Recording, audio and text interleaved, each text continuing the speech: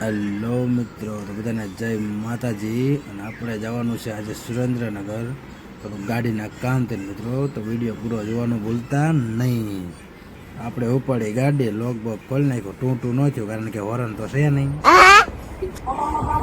પછી આગળ આપણે આવી ગયા આપણા ગામના નાળા પાસે, ત્યાંથી આવી ગયા ફાટક પાસે.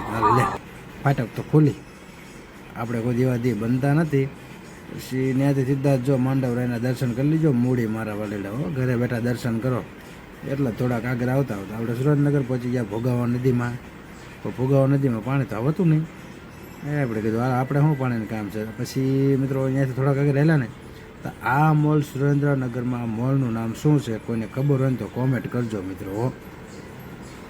ત્યાંથી આપણે થોડાક આગળ આવ્યા હતા નેક્સાના શોરૂમે, આપણા જ્યાં આપણે ગાડીનું કામ કરાવવાનું હતું ત્યાં કણે પહોંચી ગયા મિત્રો. એટલે કામમાં એવું બહુ કંઈ ખાસ નહોતું મિત્રો. હવે તમને થોડુંક આગળ જોશો એટલે તમને ખબર તો પડી જ જશે. પછી આપણે મફતનું ટાઢું પાણી પીવાનું હોય એટલે અંદર તો જવું જ પડે.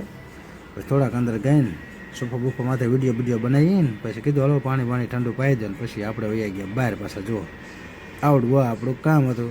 અને આપણે આપણો ચોઈસ નંબર લીધો હતો મિત્રો 5519. હવે 5519 શા માટે લીધો ને હું તમને આગલા વિડીયોમાં કહીશ મોટા ભાઈ.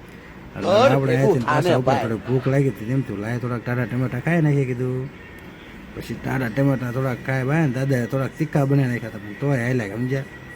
પૈસા દીધા વસૂલ તો કરવા ને. પછી ત્યાંથી આપણે નીકળી ગયા પાછા આપણા ઘર બાજુ. તો બધાને જય માતાજી અને જય પિતાજી મિત્રો. ચાલો બાય. નવા હોય તો ફોલો કરતા જજો મિત્રો. Good bye.